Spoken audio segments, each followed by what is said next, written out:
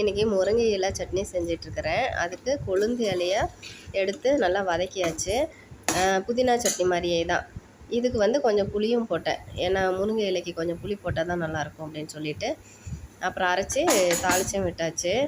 இது நல்லாவே இருந்தது, டேஸ்ட்டாகவே இருந்தது. புதினா சட்னி மாதிரியே இருந்தது. ஆனால் அந்த வாசனை மட்டும் இல்லை.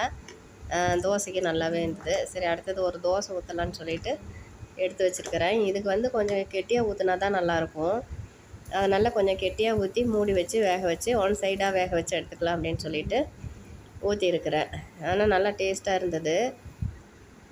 இடையில இந்த வேலையெல்லாம் வேறு செஞ்சேன். இது வந்து நேற்றே இதெல்லாம் க்ளீன் பண்ணிவிட்டு இன்றைக்கி காலையில் தான் டீ குடிச்சிட்டு இதை எல்லாமே எடுத்து வச்சேன்.